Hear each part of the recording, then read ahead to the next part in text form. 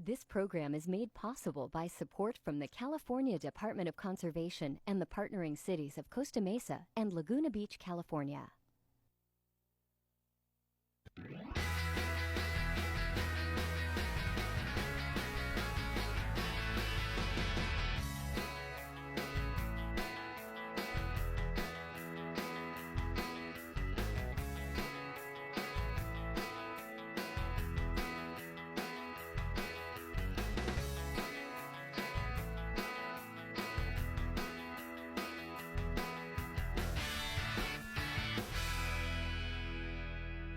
Do you know a way to help protect the environment and make a little extra money? Recycling cans. Okay, recycle cans. Hi there, I'm Joel Green, and this is my daughter, Devin. and welcome to today's Curiosity Quest Goes Green, the show that explores what you're curious about. So Devin, what did you want to know about cans? How they make them and recycle them. So how do they make them and recycle them, huh? All right. So let's find out on today's Curiosity Quest. Come on, sweetie.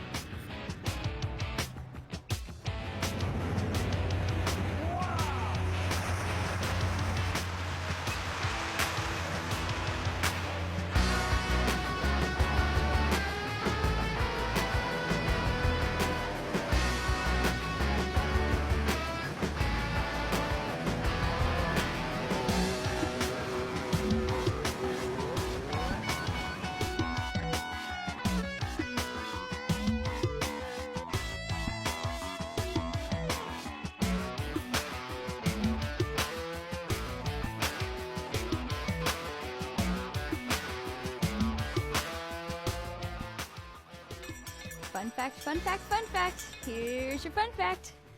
The 36 billion aluminum cans landfilled last year had a scrap metal value of more than $600 million.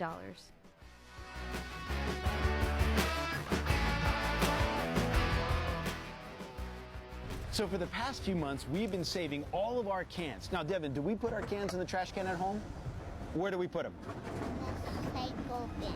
In the recycling bin. Now, not everybody has a recycle bin at their house. We understand that.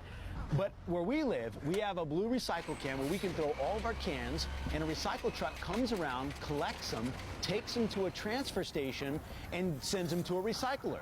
The other thing you can do, which is what we've done, is we've separated all of our cans from our recycled materials. Of course, we would never put them in a trash can.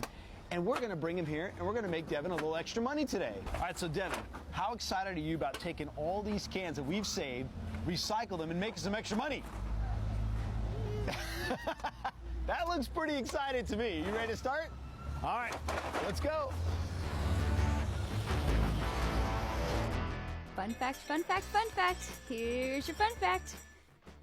Aluminum, discovered in the 1820s, is the most abundant metal on Earth. All right, ready, babe? You want to help Daddy dump? Hey.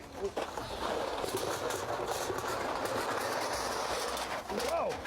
Loud, huh? Loudy for loudy. All right, where's our cans going? There's our cans. Not much for a couple months, but we got some. All right, so where are they gonna go, Deb? Where are they gonna go? Wow, look at that. Wow. So now how do you know how much money we're gonna get? The scale's over here. There's a scale over there. It weighs it up there, and it shows the amount right here. So it weighs it up top and then shows the amount right here. So we brought you 2 pounds, 2.7 pounds.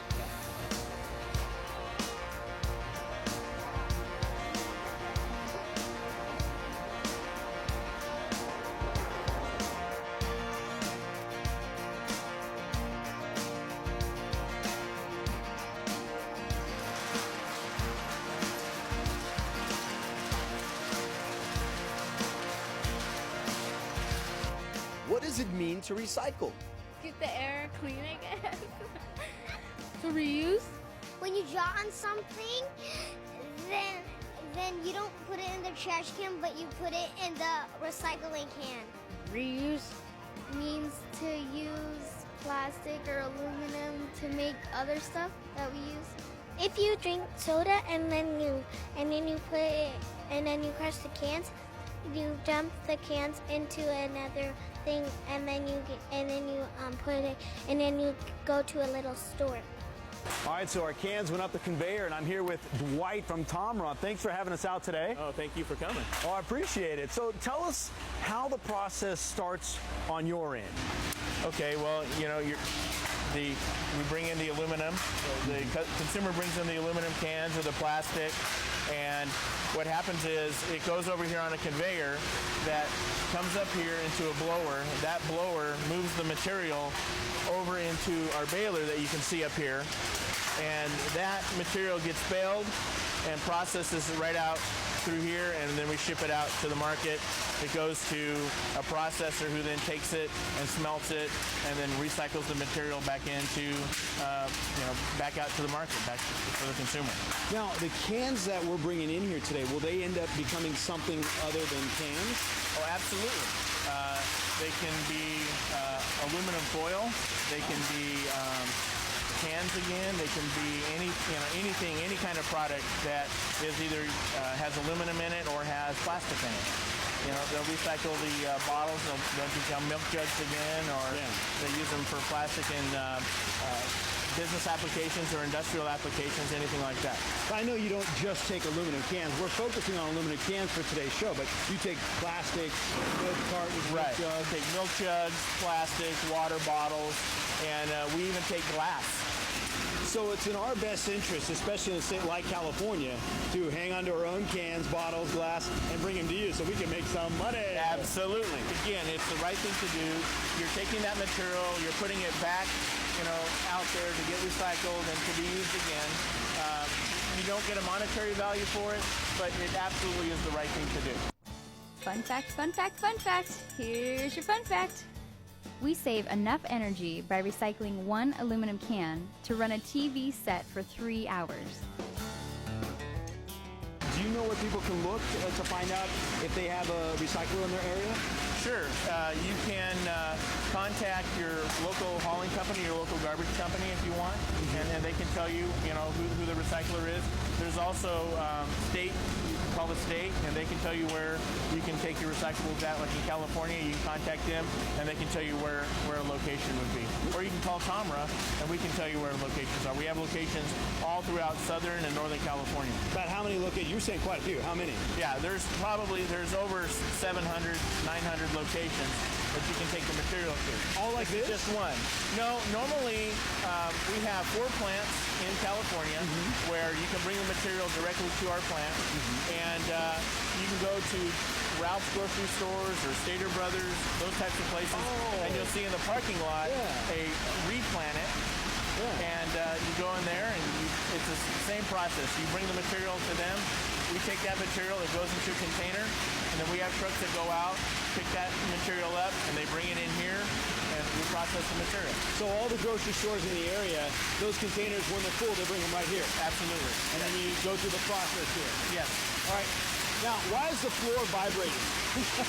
Well, we have this huge baler going on right over here, and this is bringing in all the aluminum. It comes through a eddy current. What that is it's an air current. It's basically an aluminum magnet. And what happens is the material comes in, takes the aluminum into the sort line here, into the conveyor here, and then any trash or garbage or anything like that, it actually goes into another conveyor that comes out and gets dumped, and we take that out for trash. All right, so Dwight, how heavy are these bales, huh? Right. Each bale weighs approximately 850 to 900 pounds. Oh my goodness. So you and I can't lift that by ourselves then, huh? Well, I could, maybe you could. well, yeah. I haven't been exercising lately, so I don't know. How many cans can fit in one bale? 2,000? 800, 1,000? 100, 800? almost 100, 300 cans. 500, All right, so Dwight, how many cans will fit in one bale? About 2,800 cans fit in one bale. 2,800 cans. Wow, that's a lot. 32 cans per pound. Wow. Yeah. Fun fact, fun fact, fun fact. Here's your fun fact. Americans throw away enough aluminum every month to rebuild our entire commercial air fleet. So now what will he do with these bales? So what'll happen is he'll take these bales and we'll set them out here, getting ready for shipment. Okay. And we ship approximately anywhere from 10 to 15 shipments a week, and each shipment has approximately 50 bales. 50. 50. Wow. In fact, here, this is a truck right here pulling in right now. Okay. And they're gonna put all these in the back of the truck. So what they'll do when they get a load, they'll fill up that truck and then 50 deliver it bales. out. Now, where will this end up going?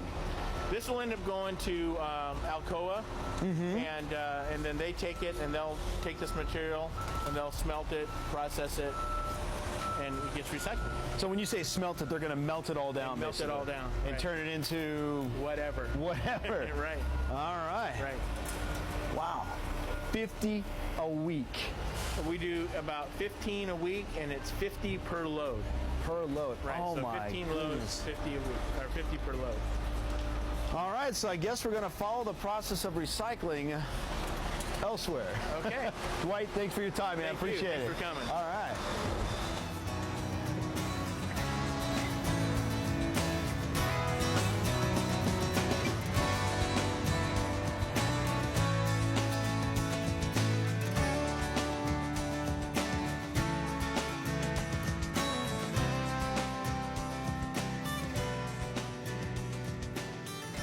Fun fact, fun fact, fun fact. Here's your fun fact. Making new aluminum cans from used cans takes 95% less energy.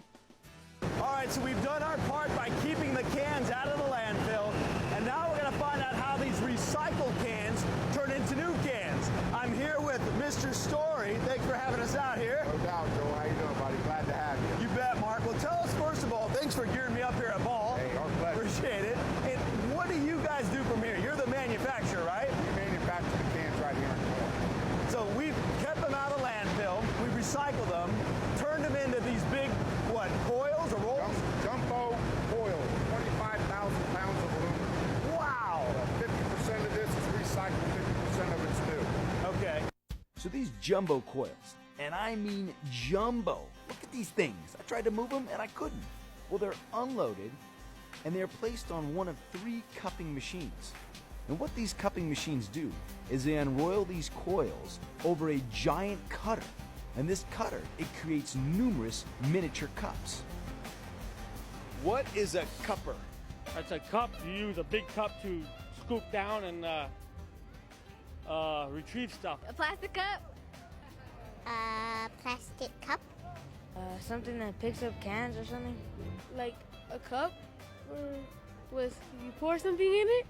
It's something you pour your soda in. All right, so this is a can right now, right? That's a cup right now. Will soon be a can when it goes through its process. Like I said, it doesn't look, I can't drink out of this right now. Not yet, but in about 45 minutes you'll be able to. Oh, really? Yeah. All right, well, I've got a question before we go on. How long does it take for an ordinary can that, let's say I just use it, I threw it in my recycle bin, to now become a new can? 3 hours? A month? 2 months? A month? A month? A long time? 5 minutes. I'm going to say an 8-hour process. On average, 60 days. 2 months. 2 months. Wow. Now you're probably thinking, there are a lot of cups. How do we get cans? Well, we're gonna take these miniature cups here and we're gonna stretch them out to either a 12-inch or a 16-inch can. From here, we're going to wash all these cans before we decorate them. Yeah, I said decorate. You'll find out in a minute here. And we're not just going to wash them clean, we're going to get them squeaky clean. Oh, not clean, squeaky clean. All right, now once it's washed, what do you do from there? So we spray them with the mobility enhancer. We send them through a dryer or an oven. Dries it all off. Sends it over to the decorator. Now it's ready to get the label put on. Now, when it comes to decorating a can, what they're going to do is take all of these colors and put them together as one image. but they lay on the colors one at a time to create the image. And then they spray the inside of the can to protect the aluminum from being eaten away by the contents of the can. You know, like your soda or juice, whatever it may be in the can. Then each can is necked on the outside. What does it mean to neck a can? Chop it off, I guess. Yeah, chop it off. You put your neck on the can. Squish it all together or something. Crush it. To recycle? Take off the top. Well, what you do is basically get the aluminum can and you go like this, put it on your neck, and neck a can. Necked is they take the outside diameter of the can and squeeze it together through a multi-step process that creates a neck at the top of all the cans. I notice, yeah, I mean, right now the can seems much firmer when it's been necked. Is that what you call it? That is correct. Necked. Than this right here, man. So this gives it a lot of the, sturdiness? Strength and stability, yeah. Strength and stability, all right. After each can is decorated, as the process continues, the cans are inspected by this special camera that checks for all the specifications that are set up. And if it doesn't pass inspection, the can is then kicked out. And then, guess what? It's recycled again. How many soda cans do you drink a week? Maybe 2 cans. That's it. Just 2 cans? Yeah, or 1. Okay, what if mom's not looking? More. What do you think? 80. Whoa, whoa. I think your mom heard that one. Not a lot. I can't drink soda. What do you drink? I drink either water, juice, and let's see, maybe sometimes milk. A lot? None. Probably 1, 2 max. So now we started off with a cup, then we created a can, then we decorated it, then we necked it, and we've inspected it, and now, where do they all get stored? Take a guess. How about a warehouse? And I mean a big warehouse.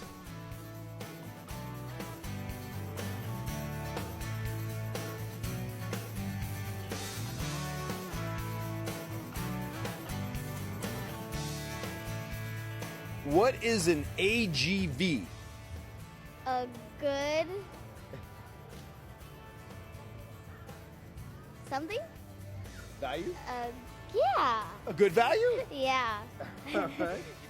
I had never ever heard anybody say that before. Ever? Ever. Ever? Ever, ever. Automatic gasoline. Vendors.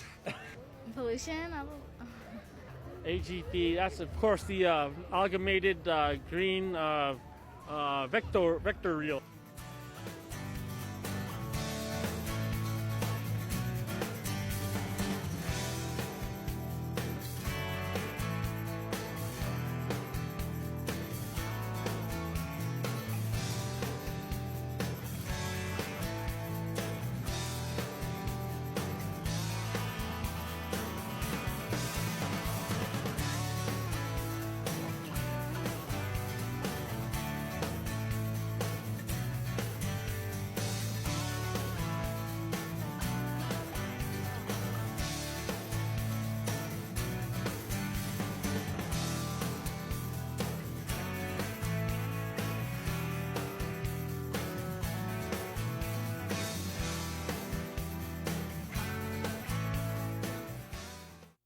So, Mark, these are the magnets in the floor you were talking about? Correct. And they take the whole path of the AGV around, and that's what guides the AGV through the warehouse. Speaking of which, Mark, I need to point out a very important safety issue. You have an AGV coming to you right now. Oh, no, Get out of the thank way! Wow, if that wasn't staged, I don't know what was. Excuse us, sir. What do you call it? Just your workhorse, huh? Workhorse, there you go. Keep going. We're in a warehouse with a lot of cans. About how many cans are we surrounded by? We run about 450 different labels throughout the year. You mean like the different inks or decorations on the cans? Different decorated cans is correct, depending on the customer. 450? Around there. Oh my goodness.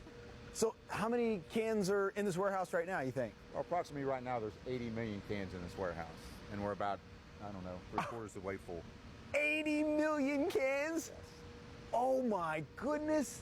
Now, okay, I've got to ask, has anyone like knocked over a big old pallet of cans? Never knocked them over. We haven't had any earthquakes that's knocked any over. We've had a couple of accidents where a strapping or something got caught on another pallet and we pulled one or two down, but no major catastrophes, and we don't expect any. You don't expect any? No. Well, shouldn't we see what happens when a pallet falls? And I know we're not going to expect any, because once you leave, we'll be good to go. I just want to, just to see what it sounds like and looks like. Well, you give us the cost of the pallet and you help us clean up the cans, Joel, we'll think about it. That's okay. Not. Not. We're not doing that today. Right. All right. Wow. 450 different labels and 80 million cans.